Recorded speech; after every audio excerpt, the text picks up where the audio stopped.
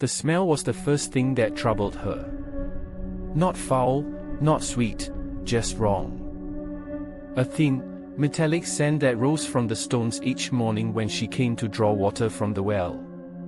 Zahra had tended the courtyard for 6 years now.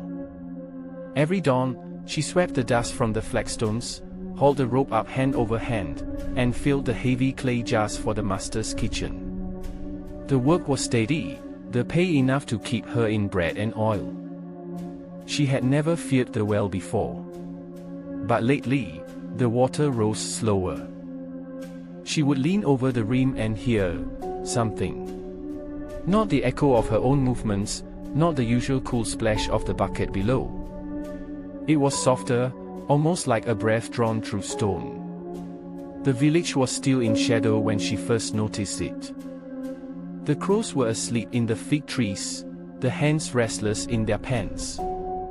Her palms ached from the rope as she lowered the bucket, deeper than usual, the wooden wheel creaking overhead.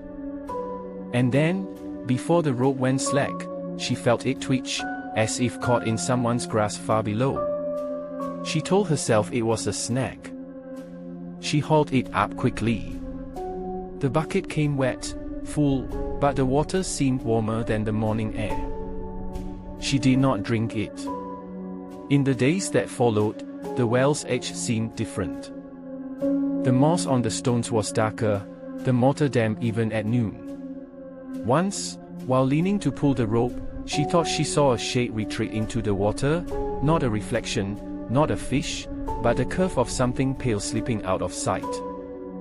She began drawing water only when someone else was in the courtyard. The cook, perhaps, or the master's eldest son. But the work was hers, and the others soon stopped offering company. One evening, near the end of the fasting month, she went to the well after sunset to wash the dust from her hands. The courtyard lantern was low, its wick guttering. She leaned over the stone rim, cupping water in her palms, when she felt a brush against her fingertips. Not the dart of a fish, softer, deliberate, like the touch of skin. Her breath caught. She stood frozen, water dripping from her hands onto the flagstones. The surface was perfectly still, black as ink. She did not tell anyone. Who would believe her? They would say the fast had made her weak, or that she was courting stories to frighten the kitchen girls. Yet that night, lying on her thin mat, she could swear she heard the faint creak of the well's rope turning, slow and steady, though no one was drawing water. The days grew hotter. The master's wife complained that the water left a film on the copper pots, that the tea tasted of metal. Zahra kept silent. One dawn, she found a scrap of cloth on the stone rim. It was wet and stiff, as if it had been soaking for years, yet it bore a stitch she recognized, the same crosshatch pattern as the ropes worn by her mother's people, far in the hills. She turned it over in her hand, heart tight, but when she looked again it was gone, as though it had slid soundlessly back into the well. She began dreaming of water. Long, narrow corridors of it beneath the ground, lit from within by a dim green glow. In the dreams, something moved ahead of her, always just beyond the next bend, tall, thin, hair trailing like leafy wheat, its skin pale and glistening as wet clay. It never turned to face her. She always woke before she could reach it.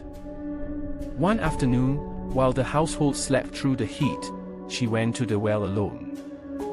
She did not know why. The air was still, the fig leaves unmoving. She leaned over and stared down into the dark. This time, the breath came not from below but from beside her ear. Slow. Human. Warm. She did not move. The rope began to turn without her hands on it, unwinding into the dark with a whispering creak. Far below, she heard the bucket strike water, and then the sound of it being lifted again, steady and unhurried. Zahra stepped back. The wheel kept turning. The rope rose, dripping, and the bucket appeared over the rim. It was full, but not with water. The surface inside shifted, too thick for water, too dark. And from it, a hand emerged, narrow, long-fingered, skin the color of damp stone. It rested on the bucket's edge for a moment, almost politely. Then the rest of it began to climb.